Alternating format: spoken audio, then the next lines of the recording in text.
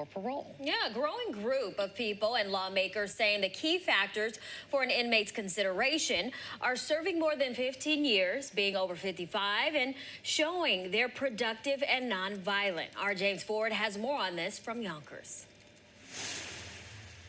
This is the home district of the most powerful person in the state legislature, Senate President Andrea Stewart Cousins. People who've been in prison are calling on her to make parole reform laws happen. Parole justice now! These chants for changes to New York State's parole laws are being backed by calls for action. I know of a man personally who was paralyzed from the neck down. So what crime could be detriment to society that he could possibly commit? But he was denied 5 times. And then the last time, he died 7 months later. Danny McQueen runs a community service organization, but served 33 years in prison. He says in that time, he saw many inmates who were in their 60s, 70s, or older who posed no threat to society, but when it came to parole, got no consideration. Jeffrey Deskovic, who served 16 years for a crime he didn't even commit, is now an attorney.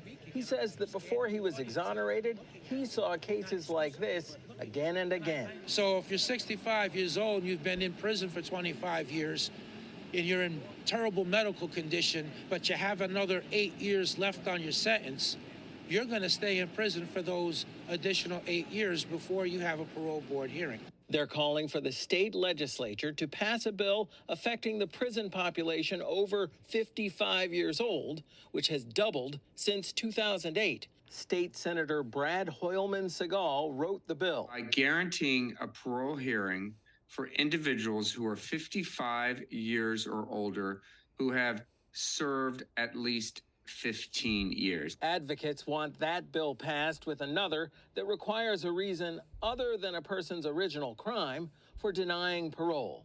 But the largest NYPD union says, in part, we have seen 37 cop killers released since 2017, and these two bills would put even more dangerous criminals back on our streets. We need our lawmakers to stop catering to violent felons and start thinking about crime victims and their families. Senator Hoylman-Segal points out that his legislation doesn't give parole to everyone who qualifies. It just gives them the right to have a parole hearing.